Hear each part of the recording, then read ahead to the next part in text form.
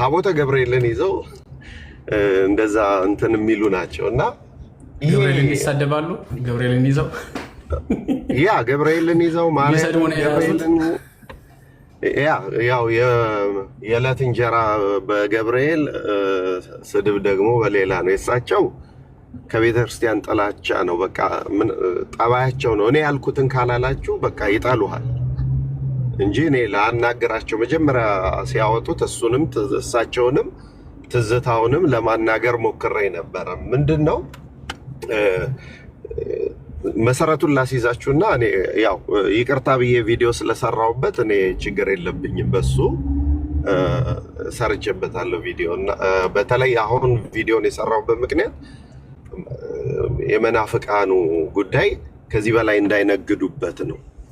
ምንድነው ይሄ ነገር የተነሳው በተሐድሶና በፕሮቴስታንት እንቅስቃሴ ነው። እኔ ወደ አውደ ምሕረት በመጣሁበት ዘመን ላይ በጣም ከባድ ጊዜ ያሳልፈናል። በጣም ከባድ ጊዜ ያሳልፈናል። የማይዋሽ ከባድ ጊዜ ከየት ከሰንበት ተማሪዎች በጣም አክራሪ እንደገና ደግሞ የኦርቶዶክስ የቁርጥ ቀን ልጅ መምህር ለመባል ማለት ነው። የኦርቶዶክስ የቁርጥ ቀን ልጅ ለመባል ብዙ ስቲል ያንን ነገር ያልተው ሰዎች አሉ። ላይክ በጣም ትልቅ ቦታ ደርሰው ሁሉ እስካሁን ተረት ላይክ የማይሆን ትምህርቶች በአውደ ምሕረት ላይ እየሰጡ ቤተክርስቲያንን መሳለቂያ ያደረጉ። ምን ነበረ ችግሩ? የዛን ጊዜ ይቆጠር ነበር። እኔ አውደ ምሕረት ሲጀምር ይቆጠር ነበር።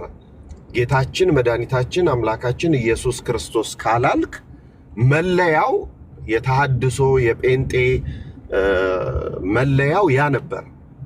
ስትጠራ ቅዱስ ገብርኤል ካላልክ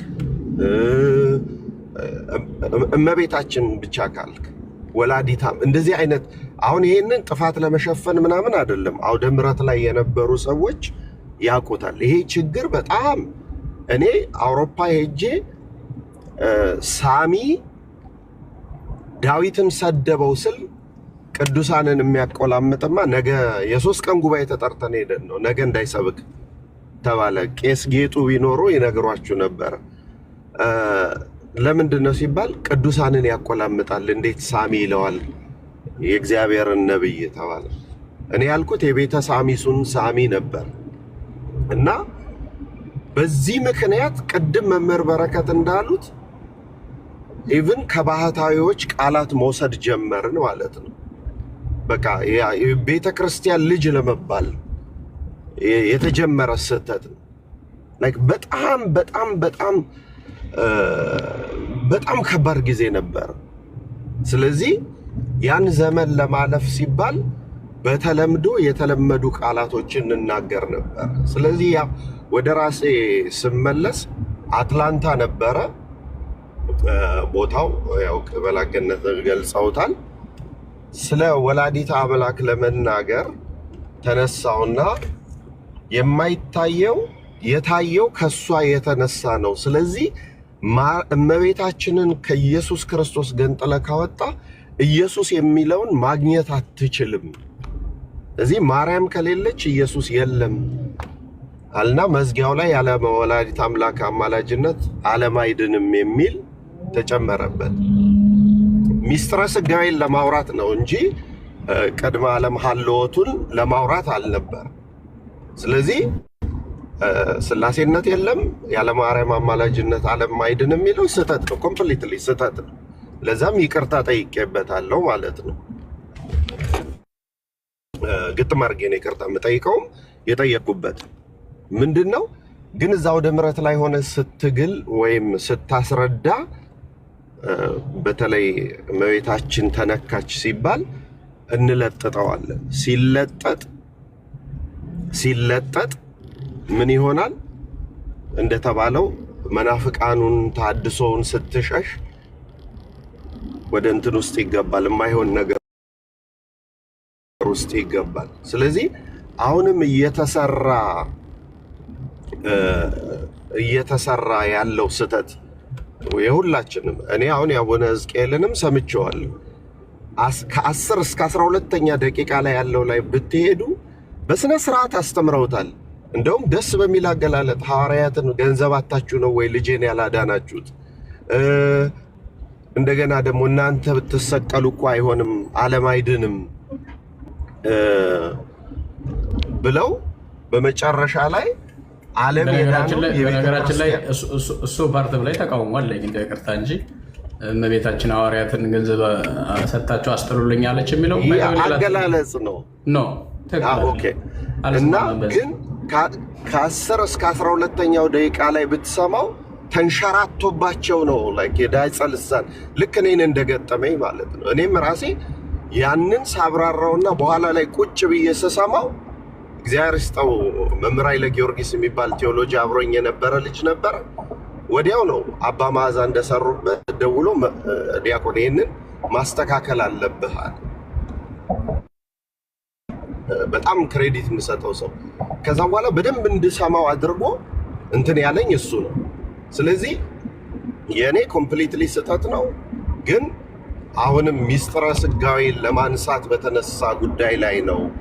እንደገና ደግሞ ያለ ማርያም አማላጅነት እሱ ልማድ የአፍ ልማድ ነው እንጂ ትክክለኛ የቤተ ክርስቲያኒቷ ትምህርት አይደለም፣ በፍጹም አይደለም። እዚህ ይቅርታ ጠይቄበታለሁ፣ ስህተት ነው፣ ቪዲዮም ሰርቼበታለሁ ማለት ነው። እና አሁን ግን እንዴት ነው የምናደርገው ሲባል እዚህ ለነመምህር ኤፍሬምም ለሁላችሁም የምነግረው በፊት ብንሳሳት ዘመኑ ብዙ ሰው ጋር አይደርስም። እንደገና መናፍቃን ቤተክርስቲያንን ይሄን ያህል እንደሚጠሏት ያወቅኩበት ዘመን ቢኖር ይሄ ነው። ስለዚህ አሁን እዚህ ውስጥ በጣም ብዙ ፕሮቴስታንቶች አላችሁ። ይሄንንም ወስዳችሁ እንደምትቆራርጧቸው የዛሬ ቪዲዮዎችን እርግጠኛ ነኝ። ስትቆራርጡ ግን ይሄንንም ጨምራችሁ ቆራርጡ። ፕሮቴስታንት 24 ሰዓት ነው 24 ሰዓት ነው የቤተ ክርስቲያንን ስህተት እንደ ስንዴ ለቃሚ የሚለቅሙት። ለምን? ለጥፋታቸው፣ ለክህደታቸው የዋሃንን ለማሳሳት። የዛን ቀን ቪዲዮ የወጣለት ምን አደረጉ? ኢትዮጵያ ሲተኛ እኛ ጋር ገና ነው። 24 ሰዓት ሙሉ በሱ ላይ ነበር የነበሩት። እና አንዱ ምን ይዞ ወጣ? ተአምር 12 ላይ አቡነ ሕዝቅኤል የተናገሩት የቤተ ክርስቲያኒቷ ትምህርት ነው እንጂ የስህተት አይደለም ብሎ ተአምር 12ን አወጣና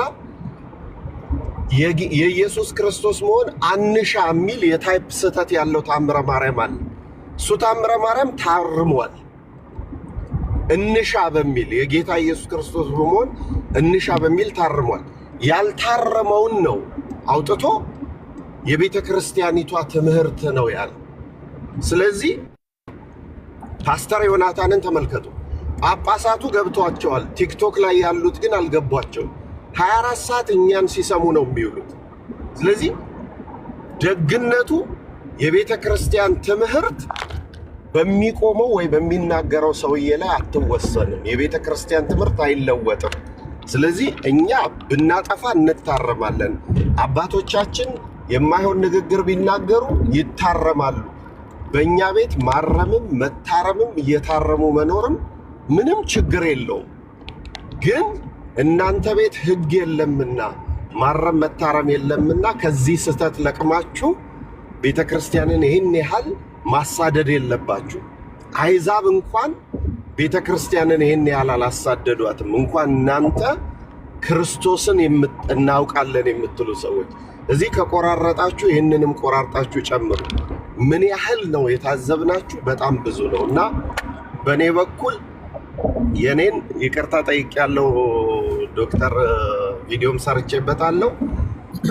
የአቡነ ገብርኤል ደግሞ ሰው ለማስደሰት ነው እንጂ የትምህርት ማነስ አይመስለኝም። አቡነ ሕዝቅኤል ግን